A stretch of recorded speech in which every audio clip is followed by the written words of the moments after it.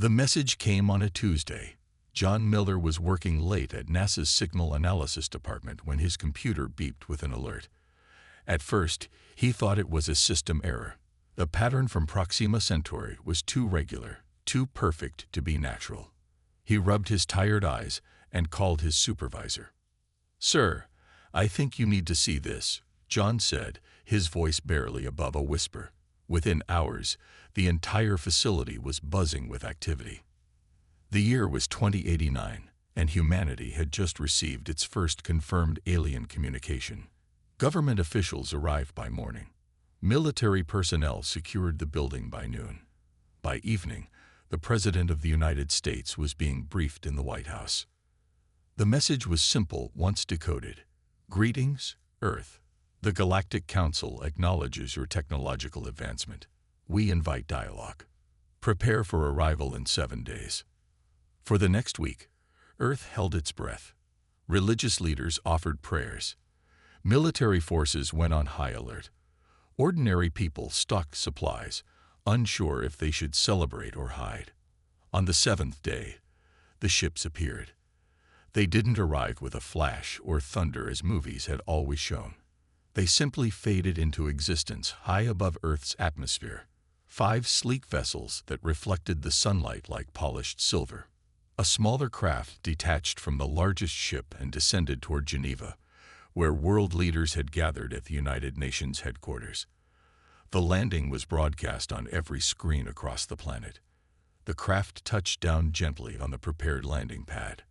A door slid open, and Earth met its first aliens. Ambassador Excelfar of the Vesperian Alliance stepped forward. He looked almost human at first glance. 2 arms, 2 legs, 1 head, but his blue-tinted skin and large almond-shaped eyes betrayed his alien origin. Behind him stood 3 other beings, each more strange than the last. One appeared to be made of shifting crystal. Another floated several inches above the ground. The third moved like liquid in roughly humanoid form. Patricia Walsh, the UN Secretary General, stepped forward with remarkable composure. She had been chosen to represent humanity in this historic moment. "On behalf of Earth and all its nations, I welcome you," she said. Zelfar bowed slightly. When he spoke, his voice was melodic and perfectly understandable, translated by a small device at his throat. "The Galactic Council has observed your world for centuries," he said. "We have watched your first steps into space, your digital revolution, your struggles and triumphs. We believe the time has come to welcome Earth into our community of worlds." Secretary Walsh maintained her diplomatic smile, but her knuckles were white as she gripped the podium. "We are honored. But I must ask, why now?" Zelfar's expression shifted in a way that might have been a smile. "Your species has reached a tipping point. You have the technology to destroy yourselves or to reach the stars. The Council prefers the latter." In the days that followed, the world learned about the Galactic Council, a federation of 48 spacefaring species that maintained peace and shared knowledge across 3 spiral arms of the Milky Way. Earth was invited to send representatives to undergo an assessment, the standard procedure for all potential new members.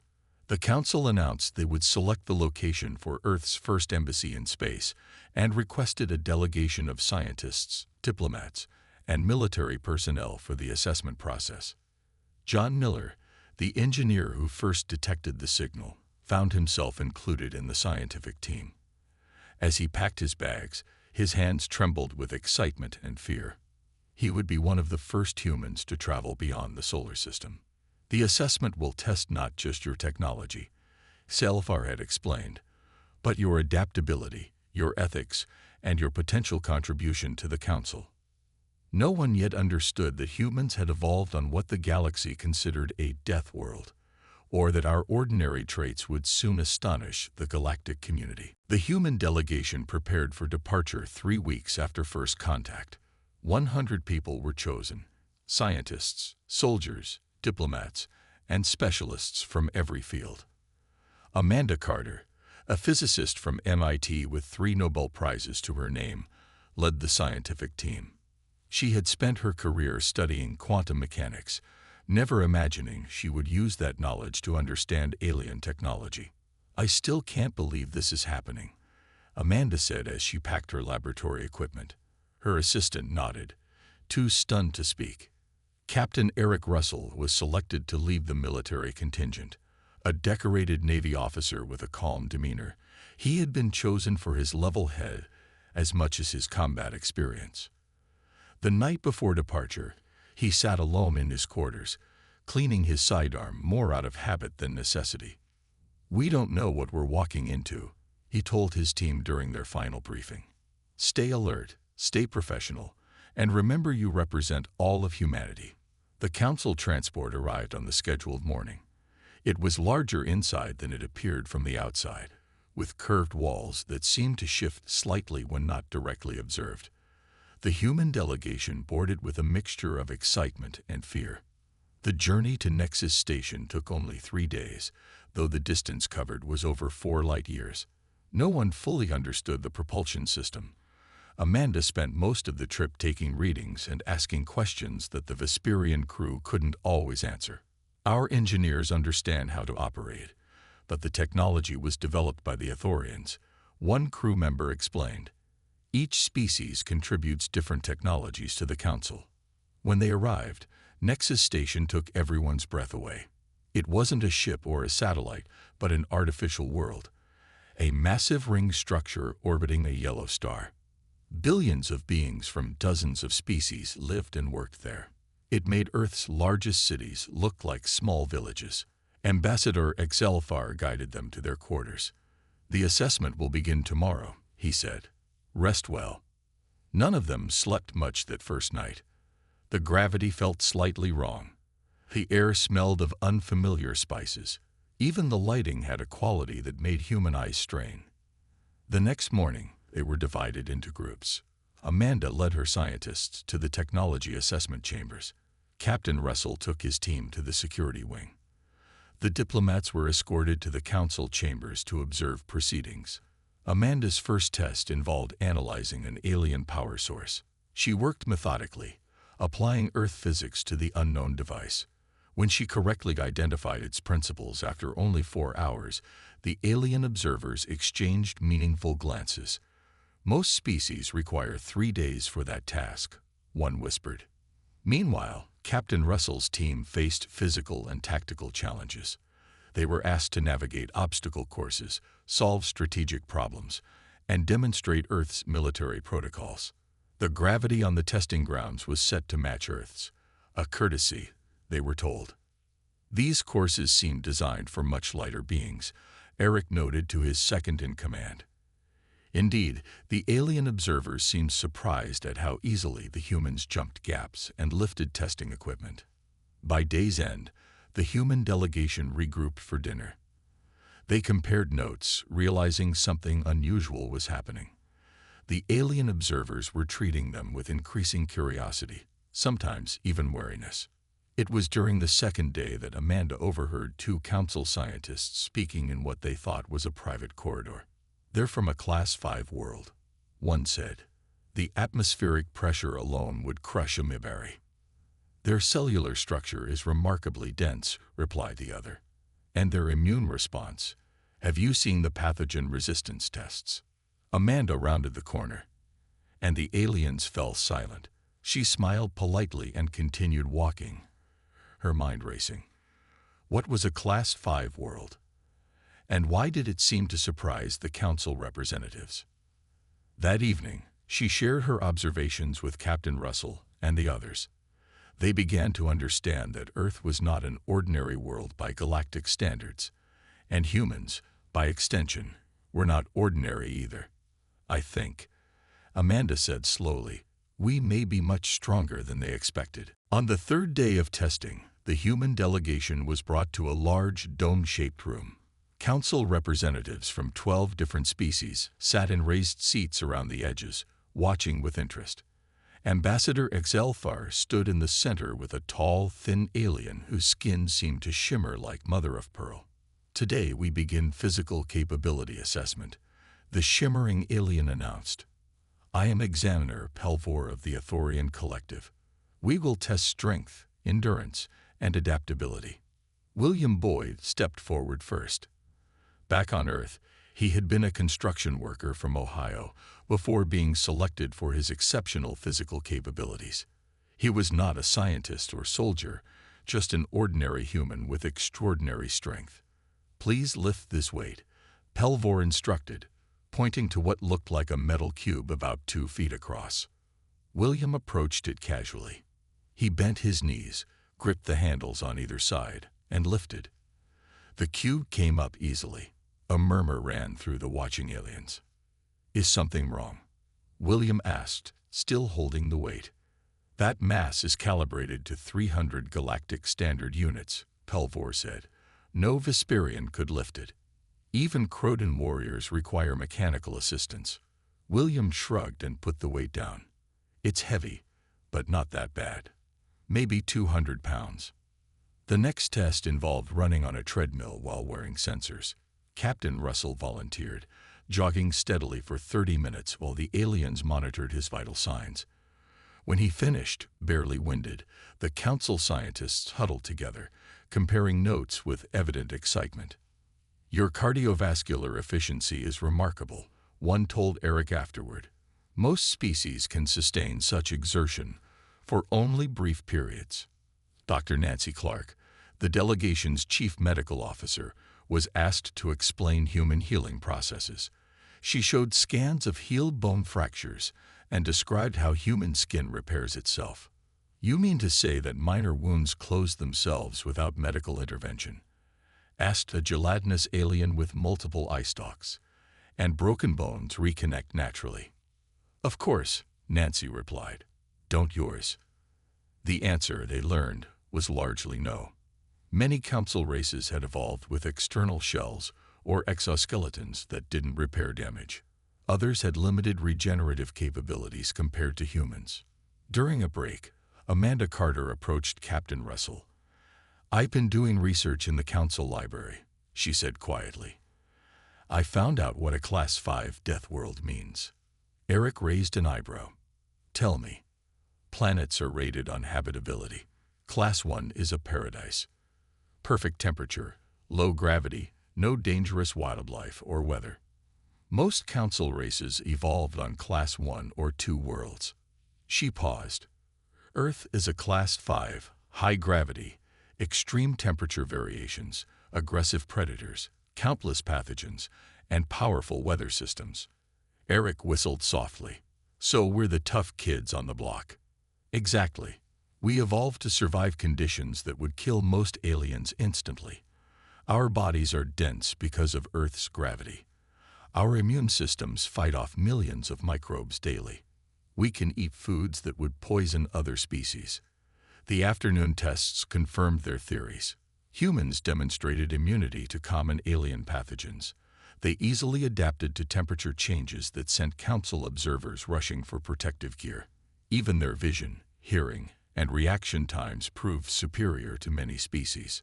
William Boyd caused another stir when he accidentally broke a testing device designed for Croton use, the supposedly strongest council race.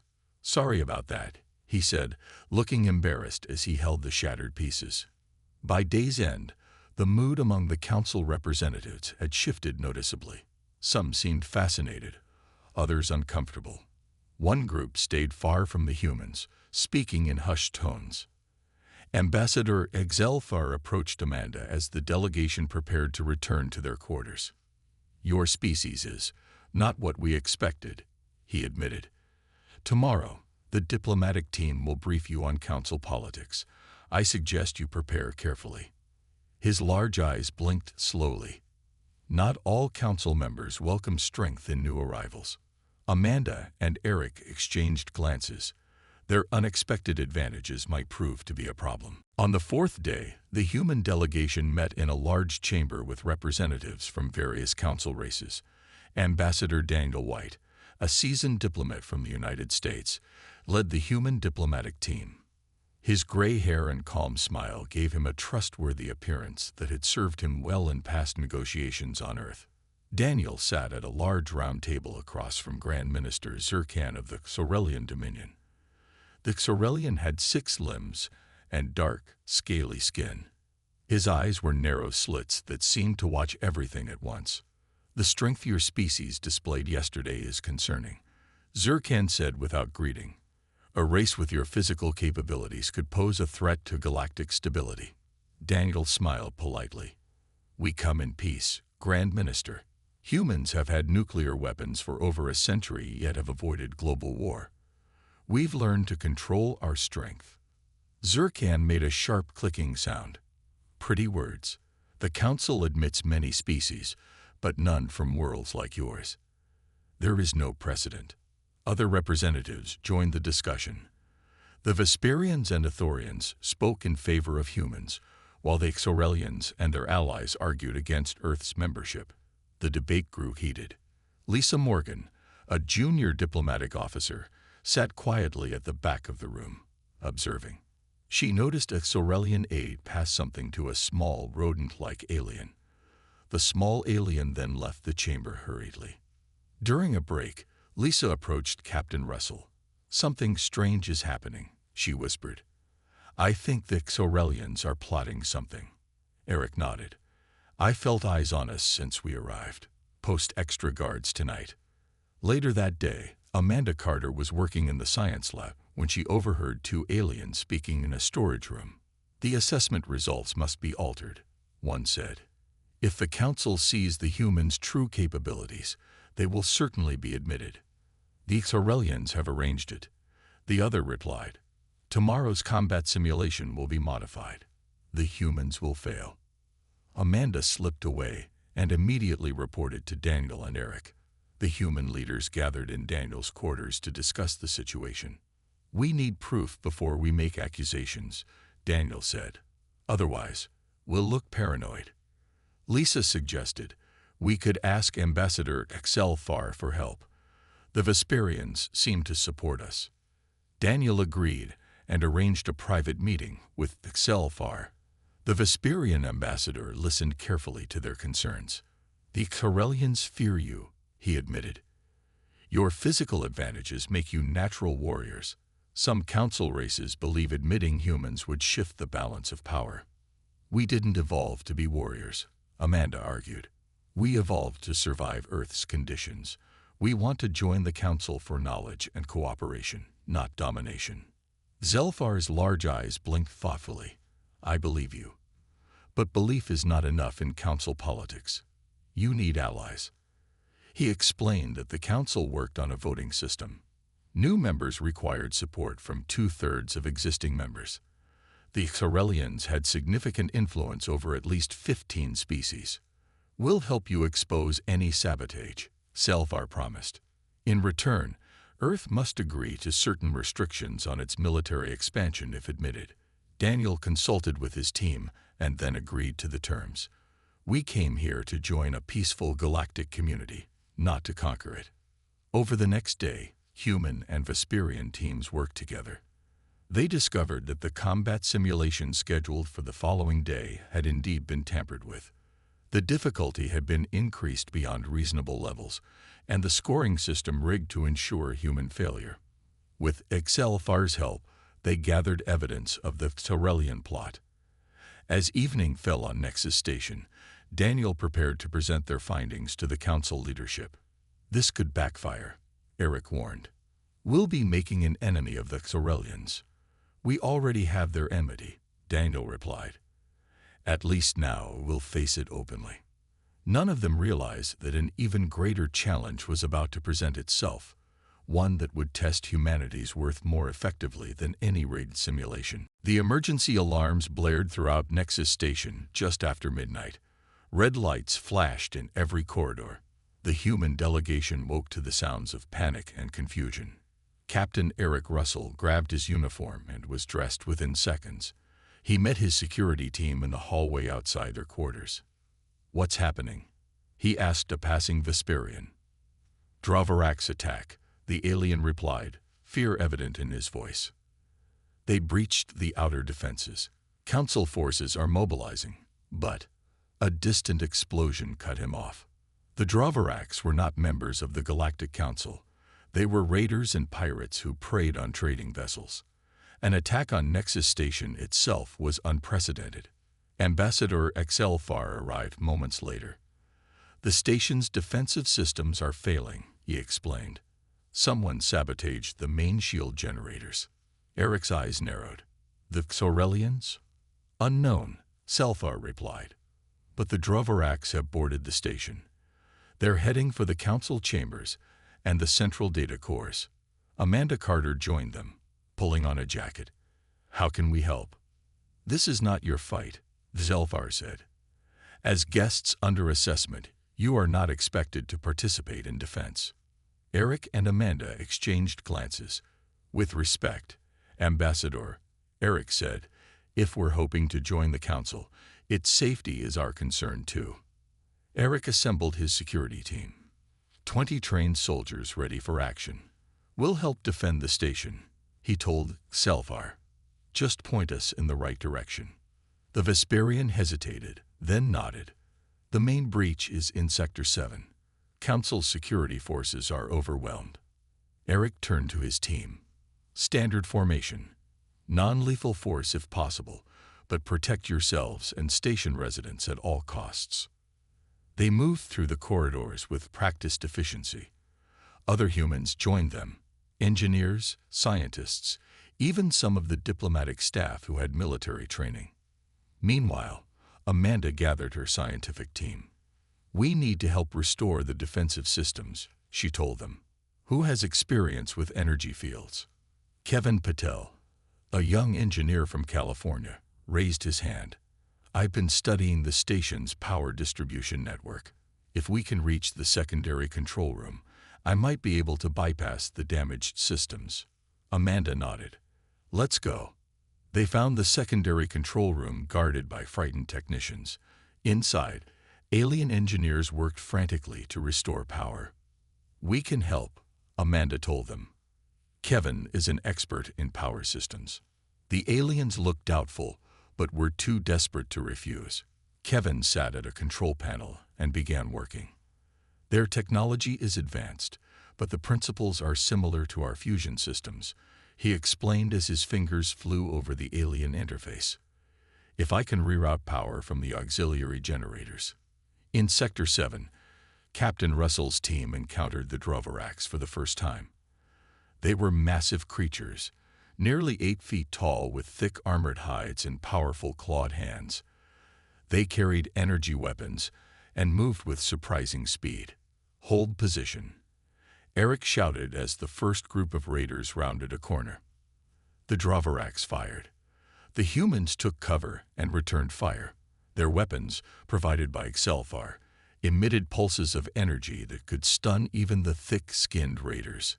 What followed surprised the watching council security forces. The humans moved with coordination and speed that matched the Drovarax.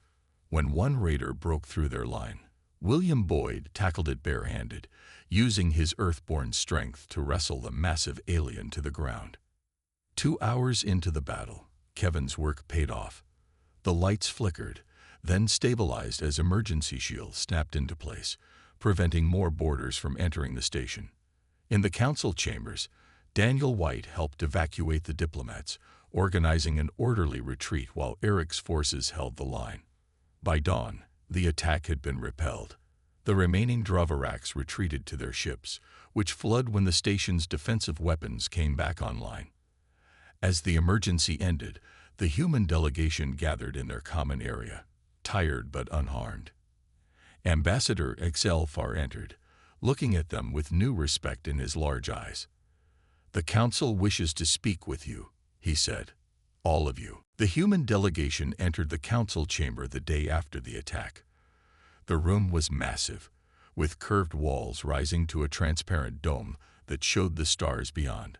Hundreds of seats arranged in rising tiers surrounded a central platform where speakers could address the assembly. Representatives from all 48 council races were present. Many showed signs of the previous day's battle: bandages, slings, temporary medical devices. The mood was somber, but also charged with energy. Daniel White led the humans to the center of the chamber. The entire delegation followed: soldiers, scientists, diplomats, and specialists. They stood together as the council high chair, an ancient Ithorian with silvery skin, called the meeting to order. "We gather to acknowledge the actions of our guests during yesterday's crisis," the high chair announced. The human delegation provided unexpected assistance that likely saved many lives. A screen appeared in the air, showing recordings of the humans during the attack. Eric and his team fighting the Droverax. Amanda and Kevin working to restore the shields. William wrestling a raider to protect a group of civilian aliens. Lisa helping evacuate the wounded. When the recording ended, the high chair spoke again. "The assessment process is typically a controlled evaluation. Yesterday's events provided a more authentic test of character." Grand Minister Zurkan rose from his seat. His dark scales gleamed under the chamber lights. "The humans fought well," he admitted, "but their combat prowess only confirms my concerns. We have seen their physical strength. Now we have seen their skill in battle. What assurance do we have that they will not become the next Droverax, or worse?" Murmurs rippled through the chamber.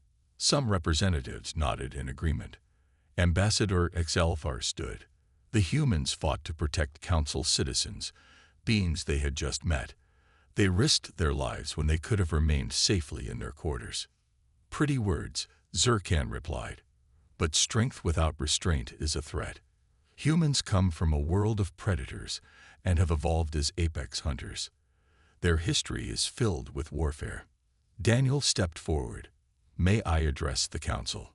The high chair nodded permission. "Yes, Earth has known war," Daniel said. "We have fought each other throughout our history, but we have also created art that moves the soul. We have developed medicine to heal the sick. We have written poetry that captures the beauty of existence." He paused. "We are not just strong. We are complex." A new voice spoke up. Dr. Susan Taylor, the delegation's cultural expert. "If I may demonstrate." With permission granted, Susan activated a device. Images appeared in the air around the chamber. Earth's greatest artworks, architectural wonders, scenes of natural beauty, and humans helping each other after disasters. "This is humanity," Susan said. "We protect what we love. Yes, we are physically strong by your standards, but our true strength lies in our diversity, our adaptability, and our capacity for compassion." She showed recordings of human medical teams treating the injured after the Droverax attack, working alongside alien doctors without hesitation. "We don't seek to conquer," Susan continued. "We seek to connect, to learn, to grow." Yesterday, humans fought to protect this station not because we are warriors, but because we saw beings in need. The chamber fell silent as her presentation ended. The high chair spoke after a long pause. "The physical assessment has concluded. The diplomatic evaluation continues. But now we add a new dimension to our considerations, the ethical nature of humanity." Grand Minister Zurkan's eyes narrowed. "Ethics are easily displayed in controlled circumstances. I propose a final test, one that will reveal the true nature of these Death World dwellers." The high chair considered, then nodded. "The proposal is accepted. Ambassador White, prepare your delegation for a final assessment. Tomorrow, the Council will vote on Earth's membership, one way or another." As the humans left the chamber, Eric leaned close to Daniel. "What kind of test do you think they have in mind?" Daniel shook his head. "I don't know, but whatever it is, it will determine our place in the galaxy." The final test was simple yet profound. Each human in the delegation was paired with a council member from a different species. They were placed in simulation chambers where they faced moral dilemmas designed to reveal their core values. Amanda Carter found herself in what appeared to be a laboratory. Two aliens were trapped under fallen equipment.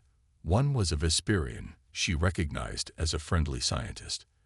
The other was a Xorelian who had openly opposed humanity. She could only save one before the room would fill with toxic gas. Without hesitation, Amanda rushed to lift the heavy equipment off the Xorelian first. The creature looked at her with surprised eyes. "You chose to save me over your ally," the Xorelian said. Amanda continued working to free him. "A life is a life. Your species or politics don't matter in an emergency. Across the station, Eric Russell faced a different scenario.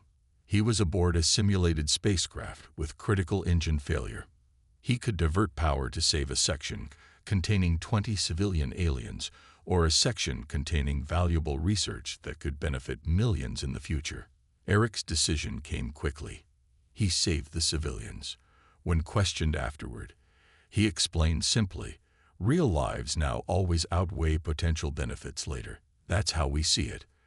William Boyd, the construction worker, found himself in a scenario where he could use his strength to save a group of alien children, but only by destroying an ancient and irreplaceable cultural artifact. He didn't even pause. The artifact was shattered as he cleared a path to rescue the children. "Things can be rebuilt," he told his evaluators. "Lives can't." In dozens of chambers across the station, humans made similar choices. They weren't perfect. Some hesitated, some made mistakes, but a pattern emerged. Humans consistently valued life over power, chose compassion over advantage, and displayed a protective instinct toward the vulnerable, regardless of species. When the tests concluded, the council gathered for the final vote. The chamber was packed, with additional viewing screens set up throughout the station so everyone could witness the historic decision. The human delegation stood in the center of the chamber, tired but standing tall. They had done everything they could to prove Earth's worthiness. Grand Minister Zirkin stepped forward for his final argument. His voice echoed through the chamber. "The humans have shown courage and ethics. This I cannot deny," he began. "But good intentions do not change facts. They are from a Class 5 death world. Their physical capabilities far exceed most council races. Their protective instincts make them unpredictable. In time, they will dominate any space they enter." Murmurs spread through the assembly. Many nodded in agreement. "I ask you," Zirkan continued, "can we truly welcome a species that could so easily overwhelm us? Should the sheep invite the wolf, simply because the wolf promises not to bite?" Ambassador Excelfar rose next. His blue skin seemed to glow under the chamber lights. "Minister Zirkan offers an interesting metaphor," he said, "but it is incomplete. Humans are not wolves to our sheep. They are more like the sheepdogs. Their strength protects rather than threatens." He showed recordings from the ethical tests. "Look at their choices. When faced with danger, humans instinctively shield others. When given power, they use it to safeguard the vulnerable." Zelfar turned to face the entire assembly. "The galaxy grows more dangerous each cycle. The Dravaraks are just one threat among many. Perhaps we need the humans not despite their strength, but because of it." The High Chair called for the vote. One by one, representatives from each council race registered their decision. The humans watched the tally rise on a large display. They needed 32 votes to achieve the 2/3 majority required for membership. The Vesperians, yes. The Athorians, yes. The Exorelians, no. The votes continued. Yes, no, yes, yes, no. When the final vote was cast, Daniel White held his breath. The counter stopped. 33 yes, 15 no. By a single vote, Earth had been accepted into the Galactic Council. 1 year after Earth joined the Galactic Council, Nexus Station looked very different. A new wing had been built specifically for the human embassy. Its design blended Earth architecture with alien aesthetics, tall windows looking out to space, gardens with plants from both Earth and Council worlds, and open spaces where various species could gather comfortably. Ambassador Daniel White stood at the main window of his office, watching ships arrive for the anniversary celebration. Earth vessels now regularly traveled the trade routes between Council worlds. The technology exchange had accelerated human development beyond anything imagined. "Quite a view, isn't it?" Amanda Carter said as she entered the room.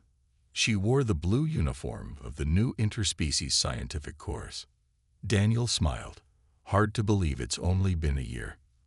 In that year, humans had established themselves as valuable council members.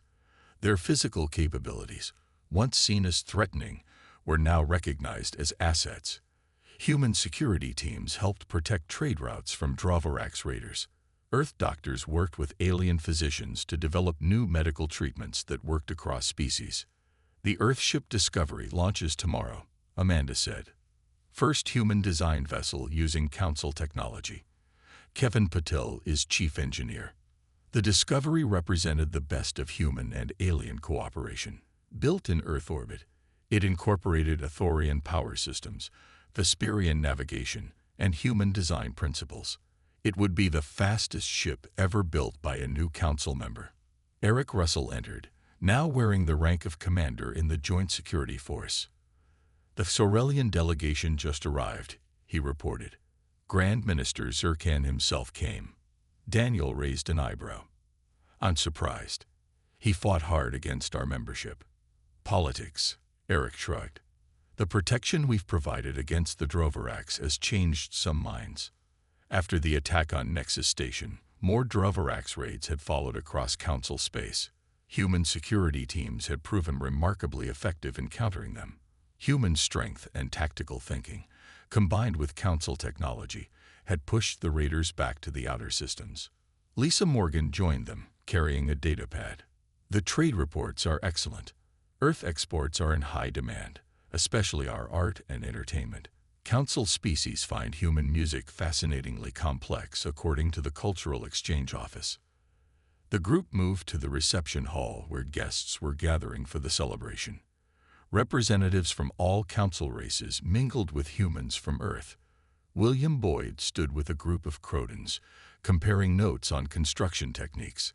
Dr. Nancy Clark chatted with alien medical officers about a new joint research project. The high chair called for attention and raised a ceremonial cup. Today we celebrate 1 year since Earth joined our community. While some had concerns, he nodded politely toward Zirkan. Events have proven the wisdom of our decision. Zirkan stepped forward. His dark scales gleamed under the lights. I admit my opposition was strong, he said, but I have observed humans closely this past year. They have shown themselves to be, he seemed to search for the right word, protective. This quality serves the Council well in dangerous times. It wasn't quite friendship, but it was respect, something the humans valued highly. Later, as the celebration continued, Daniel found himself standing with Excel Far on a balcony overlooking the main habitat ring. The Council has never seen a species quite like yours, the Vesperian said. You've changed us already. Daniel watched ships moving against the backdrop of stars. For the better, I hope. Indeed, the Council needed the strength humans bring. Not just physical strength, but your drive, your creativity, your willingness to protect others. Far below, a group of alien children played with human children whose families now lived on the station. They ran together, laughed together, without concern for their physical differences. The Council has officially changed Earth's classification. Telfar added, You are no longer listed simply as a Death World species. Oh, what are we now? Daniel asked. Zelfar's large eyes blinked in what humans had learned was a smile. Guardian World. The galaxy has found its protectors. Daniel watched the children play below. Guardian World. He liked the sound of that.